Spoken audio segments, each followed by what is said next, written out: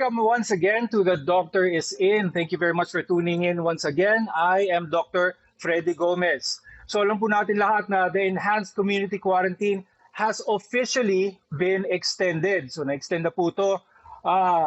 But some experts are warning that this extension may not be enough. So as the number of COVID-19 cases continues to rise, what will it take for this quarantine to be lifted? So our guest today will help us understand kung ano ang kailangan mangyari para ma-lift ang ECQ at kung ano ang dapat asahan ng taong bayan sa mga susunod na araw. So to tell us more about the government's National Action Plan on COVID-19, we are joined today by a doctor and advisor to the Interagency Task Force on COVID-19. At ito si Dr. Tony Leachon. Thanks for being with us today, Dr. Leachon. Good afternoon. Magandang hapon, Dr. Freddy, at sa mga nakikinig at nanonood sa inyong programa. Magandang hapon. Good afternoon. Good afternoon. Dr. Leachon, can you give us an update about the COVID-19 cases? Nasaan po tayo ngayon? Well, right now, as of ang updates usually ng Department of Health, usually 4 o'clock in the afternoon, at ang latest natin 3,660. Meron tayong 414 new cases. We have 163 deaths, yung mga namatay. 11 ho ang pumanaw ho sa COVID na bago. And then we have 70 recoveries, ang kahapon ho 8.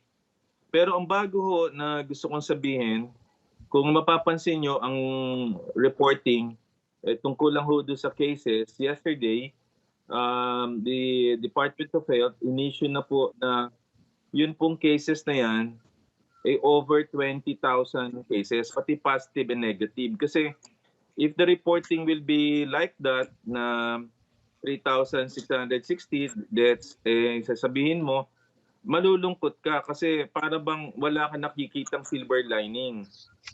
So, ang pag-report dyan, ang denominator dapat natin ay yung total number of cases or individuals, kahit multiple tests siya in one person, pero individuals ang bilang. Tapos yung 3,660 over the 20,000, that will be the percentage. And 80% of those cases are negative and 20% yung nag-positive, so that the people will not be alarmed. And then ang case fatality rate is computed as the number of deaths over the cases na positive. So usually ang case fatality rate natin ay 4 to 5%. So yun yung bagong datos reporting. Okay, Freddy, are you? Yes, Dr. Leachon, but yes, but despite the fact, I think one thing na napapansin ng taong bayan is patuloy pa rin ang pagdami ng mga kaso, despite na nasa ECQ na tayo. So ano po ang dahilan kung bakit patuloy na tumataas ang mga kaso ng COVID-19 sa bansa kahit naka-enhanced community quarantine na tayo? May effect yung enhanced community quarantine. Ang nakita ko lang na dapat gawin, kunin lahat yung data from the RITM kasi 80% ng test, around 18,000, ay ginawa sa RITM. Then ipa-plot mo siya, and then titingnan natin, let's say the first index case ay February 2, tapos I think March 8, tapos tumaas na tayo. Kung lahat ng yun makikita natin, then you put a milestone when the ECQ na ilagay. Tapos, after 1 month, let's say April 14, titingnan mo na yung effect na yun kung nabawasan yung mga kaso. Doon mo malalaman kasi yung positive ang nire-report mo eh. Pero yung bang mga cases nag-dwindle over time. So, kunyari April 14 naman, Leachon, Doctor, sorry for interrupting you, Doctor. So would you say that the ECQ that we are in right now, going on our 3rd week, is still effective. It is still taking effect despite the rise of cases. It is effective kasi yung 414 new cases yan, remnants siya, Freddy, nung reporting last week. Alam naman natin may backlog ang RITM. So, ang ginawa ng Department of Health is to establish more centers so that more people will be able to go to those centers like Lung Center or San Lazaro hospitals na St. Luke's lately ang mga naging nasa phase 5 so that you will be able to distribute yung volume ng patients and then ang turnaround time magiging 48 hours or less, hindi katulad let's say ng 1 week.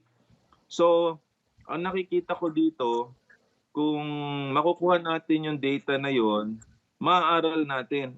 Walang duda globally once na early ka ng social distancing through a quarantine, may effect yan. Ang problema lang na nakikita ko, Freddy, medyo late tayo nung nag-social distancing, yung quarantine. It should be earlier. Pero nandun na rin yun. Kasi kung maaga tayo nag-social distancing like Korea and a quarantine or lockdown katulad ng China and Korea maaga nag-testing even without a lockdown, alam mo doon sa curve, nandun na sila sa flatten. Nag-flatten na sila because they started earlier. The Chinese, using draconian measures, were able to flatten the curve because they started early. That's why namimigay na sila ng mga PPE and other supplies and ventilators ang Korea. Ngayon, we started late in terms of our travel ban and quarantine. So nandun tayo sa area ng pataas. Once na nakita natin yung peak by the correct data na ibibigay sa atin ng RITM and Department of Health, pag na-reach natin ng peak, then makikita natin nagpa-flatten ng curve. But we need to have the cases and put a milestone there whether nagdi-decrease tayo so that we can plot the curve. So sa ngayon, ang nakikita lang natin ng cases, in contrast with other countries in the world like sa Johns Hopkins, nakikita natin doon, pinaplot ang bawat country and then nalalaman natin where we are right now in the epidemic curve. Yun ang gusto kong explain and therefore there would be a scientific presentation to the president. So what we use when we discuss this ay yung rising number of cases, number 2, yung number of deaths, and then of course yung recoveries natin mabagal ng konti. It's just because overwhelm yung healthcare system natin. Yeah. So Freddy, did you yeah, get it? that's good to know that the effects of yes. So the effects of what we are doing here for the past 3 weeks will be seen probably at a later date because like what you said, medyo huli tayo no sa pag-social distancing. But ngayon, Dr. Leachon, na-extend na po ang quarantine time natin. Ano? What can the public expect in the next few days? Okay. It should be a collective action right now of the public and the private sector. Kasi nag-self-isolation tayo, dapat mas enhance yung ating social distancing by not allowing our citizenry na lumabas except for the exempted cases na essential to the work as well as essential to the country like yung mga medical personnel, yung nagke-carry ng mga food. Ngayon, kung malilimit natin to, we reduce the probability of transmitting the virus. So dapat more enhanced quarantine. Number 2, we have to start with the mass targeted testings right now. Kasi pagka na-diagnose natin yung mga positive COVID, yung PUI at saka PUM, right now the PUI 13,000, ang PUM natin ay 300,000, then we can actually isolate yung PUI Dr. Leachon, so that will not, Dr. Leachon, sorry. Dr. Leachon, sorry for interrupting you. We'll talk about that. That's a very important point that we will be talking about that you were mentioning. But first, let's pause for a quick break. So kung meron kayong mga tanong para sa ating guest na si Dr. Leachon, please send them on our Facebook page and we'll try to answer them we'll try to answer as many as we can. So please stay tuned.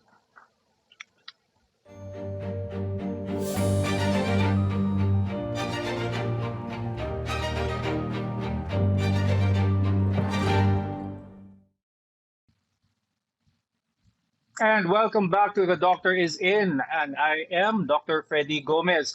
So, still with us is Dr. Leachon. He is the Special Advisor to National Action Plan and Chief Implementer, Carly.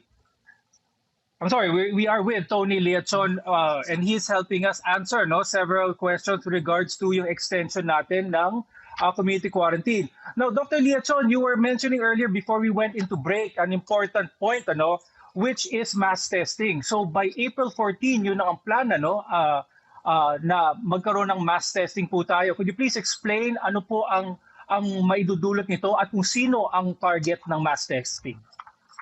Ang mass testings ay ginawa yan ng mga successful countries in the world na nakapag-flatten ng curve. Ang model country niyan ay South Korea, Australia, Singapore, Taiwan, Hong Kong. Ang ibig sabihin po niyan ay hindi naman buong Pilipinas, kundi yung mga pasyenteng may symptoms ng COVID, may fever, cough, sore throat, or may shortness of breath. Tapos, sila po ay na-diagnose ng merong COVID+. Positive po siya, ganun po yun. Ngayon, yung meron naman tayong mga PUI, ang ibig sabihin nun, hindi pa sila nako-confirm na positive, pero sila po ay may symptoms. Tapos yung PUM naman, wala silang symptoms, pero may exposure sila sa mga taong ganito. Ngayon, bakit importante yung pag-differentiate sa kanila sa mass testings? Now, tandaan natin, ang coronavirus, 80% niyan asymptomatic. 20% ang magiging severe at pwede kang madala sa ospital, which will actually create or overwhelm the healthcare system natin and siraan yung capacity natin to admit patients.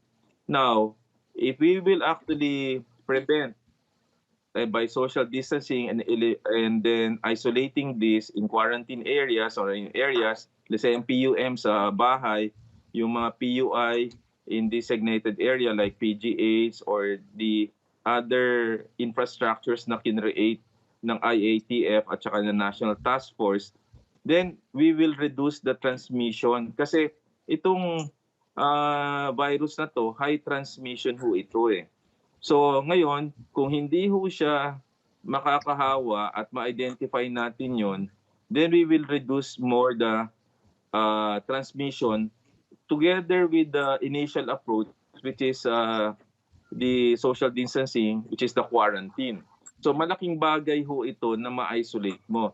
And then yung number 3, reason for that, but the targeting, it is likened to humahanap ka ng aspile in a haystack or dayami with your eyes closed. So, mahirap bang gamot ng mga bagay na mali ang diagnosis mo. So, you'll not be able to correct the treatment, particularly in this instance. So, we use reference modeling in other countries like the Ebola outbreak, the coronavirus experience in South Korea. And ito yung inadapt ng National Task Force by using reference modeling na inaral na in other countries na ginagawa rin ng first world countries. So we should not reinvent the wheel but execute it right now. Kaya yun ang ginagawa natin. And the mass targeting ng mga pasyenteng to, not the entire population, but the vulnerable patients like 60 years and above, may hypertension, may diabetes, may asthma, or weakened immunity. Sila yung mga pasyenteng kailangan ihiwalay natin kasi ang probability na sila ay magkaroon ng ventilator ay napakataas. Ang ventilator, 400,000. Ang mortality, once nalagyan ka ng tube, is almost 80%.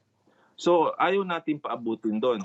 And ang carriers ng mga sakit, actually, yung mga PUI at saka PUM, yung silang carrier. So, we should be able to isolate them in a quarantine area or sa home so that we will reduce the transmissibility.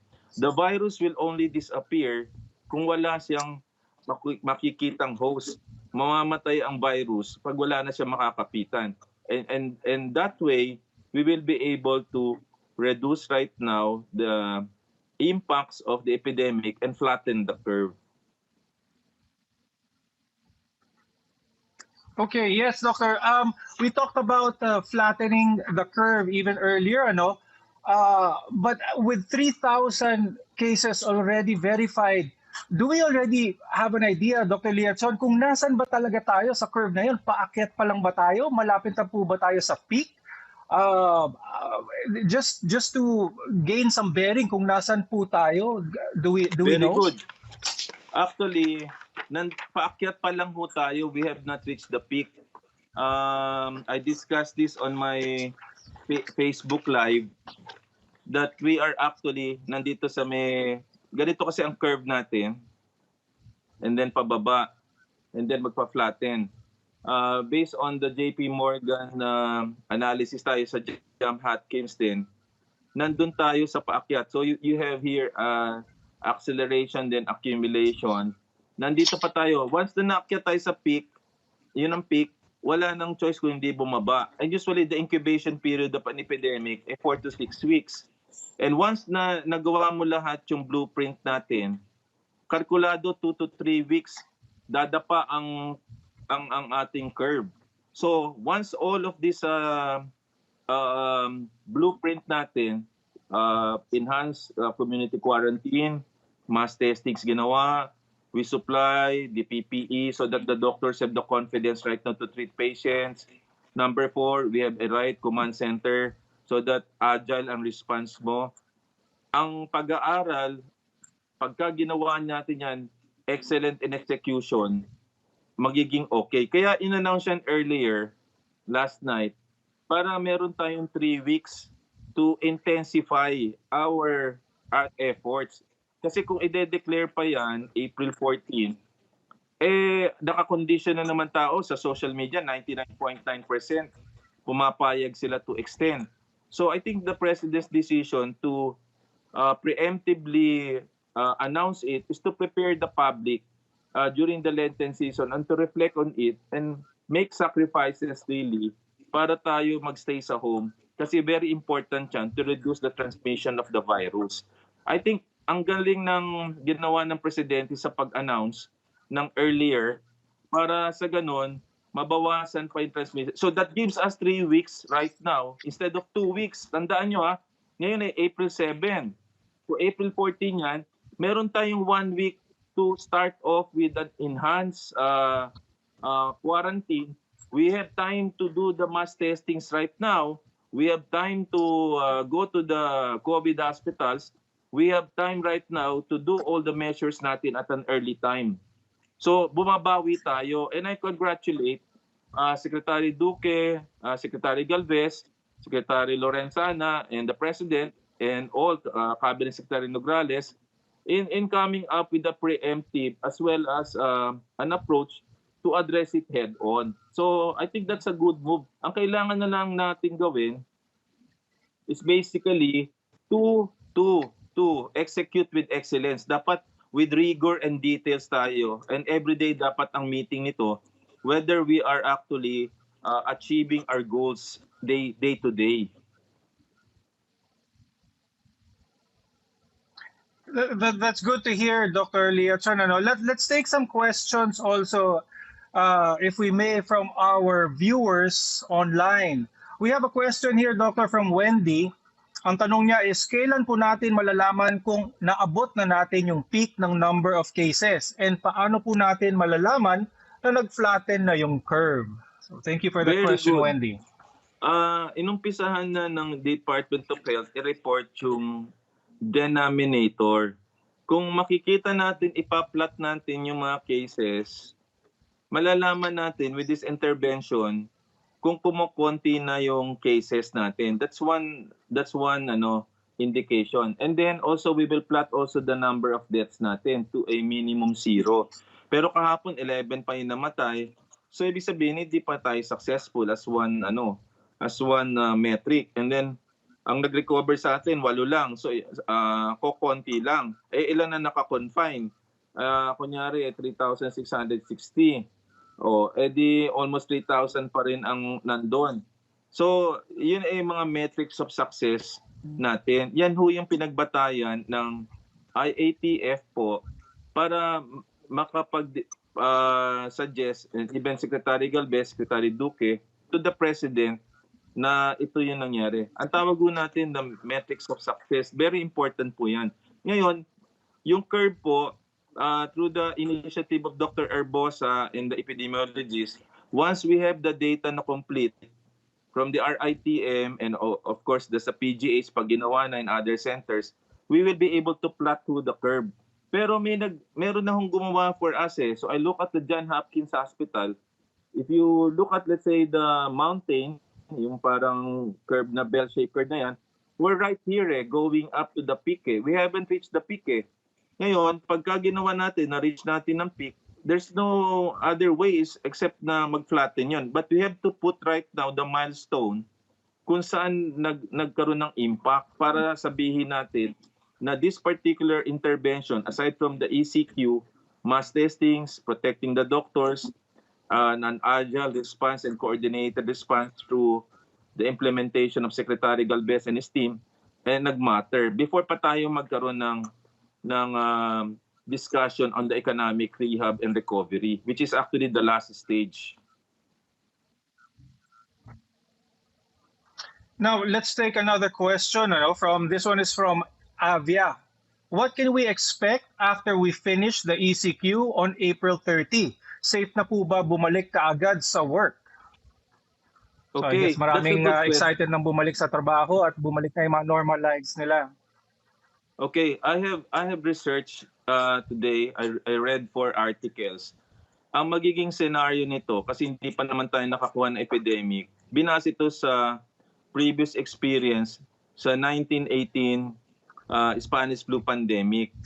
Right. So, since the vaccine natin is 1.5 years pa for mass production ngayon, ang question natin, what will happen after April 30? So, siyempre, meron dong metric of success whether we will lift the lockdown. I hope it will be kasi ang dami nating ginawa. Ngayon, ang magiging question natin, how do we go back to work? Well, magte-test siguro huli tayo using a rapid testing test kit. Baka hindi na swab, RT-PCR yung gold standard. Pero kung may antibodies ka na, iisipin mo, pwede ka na makasalimuha ngayon sa tao. But I think the new normal is actually social distancing. I-maintain natin yan. I-maintain natin ng hygienic measures. I-maintain natin yung ating telemedicine muna, ang telecommuting. We will try to disinfect a lot of areas. We will clean up and develop a way of life na malinis tayong lahat. And then perhaps the Senate and the Congress could come up with a legislation on comprehensive plan para magkaroon tayo ng how to adapt to epidemics and then create a new law aside from the UHC on how to create a manual for this. Alam mo, social distancing is an expensive strategy, economic and social cost. Last night, naawa ako sa presidente despite the efforts niya. Wala siyang choice kung hindi pangalagaan yung mahihirap. Naglagay siya ng additional money, I think 2.7 billion from 200 billion. And then this will be challenging for the next few months kasi merong study ng Singapore nagka-second wave after they naging complacent sila. Ang nangyari, nagkaroon na sila ng second wave. That's why today, April 7 to May 4, walang pasok, nag-lockdown sila. Because nag-lax ang kanilang defense, ang kanilang strategy. So, and then according to the article sa JP Morgan, which is a financial magazine, ang sinasabi, ang tawag nila dyan parang sa volcanic eruption, mayroon kang aftershocks. And then you have multitude of shocks dahil hindi mo pa naman alam kung control lang say barangay kung mayroong infection siya. So yung intensive surveillance natin, gagawin natin until we develop the vaccine for that. And we might have several or multitude of effect after the lifting of the lockdown. That is the scenario that I'd like to bring to the table tomorrow in the meeting. Kasi siyempre, what now? Next steps and beyond. Kunyari, ano na magiging buhay natin after that? So we need to have a strategic plan in order to prepare the people pagbalik nila sa office, sa school, um, after April 30, and that is on May 1. So we need to think ahead. We need to be a strategic thinker. We need to think like a chess player na ahead ka ng mga 10 steps or 10 moves so that you will not be late in terms of the response. And it will be a coordinated move and a collective effort of the government as well as the private sector. Before we go, Dr. Leachon, very quickly, do you have a message for the viewers or any important public reminders for them? Well, alam mo, this is an important time in our life, though. And we have not naman experienced an epidemic in our lifetime. It comes at a time na it's Lenten season and Holy Tuesday right now. We're fighting an invisible enemy na never in our lifetime na the whole world is actually kneeling right now, invisible enemy. And our only defense in the Lenten season is someone din na hindi natin nakikita, and that's God. Diba? You have an invisible enemy and the divine intervention din natin, hindi rin natin nakikita. The divine healer is God, hindi natin nakikita. So we need a lot of prayers aside from the things na gagawin natin. And then as a nation, if we love our country, if we love our neighbors and our family and loved ones, the ultimate sacrifice this Lenten season is to stay at home, obey the government, sanitation, social distancing, read a lot, wala tayong ng divisiveness, walang ranting, walang bashing, all towards lang unification so that we will win the battle. The battle is not against people. There is no time for blame game. We have a common enemy, and that's the virus. So I hope this Lenten season will be able to reflect, and as a nation, we should fight with all our heart and then pray to the Lord na sana malampasan natin ito. And with that, I'd like to thank you, Dr. Leachon, for joining me and helping me answer the questions that a lot of viewers may have. And I'd like to thank all the viewers for joining me in this episode of The Doctor's In. Please do join me again tomorrow at 3:30 p.m. where we will continue to bring you information that you need for COVID-19.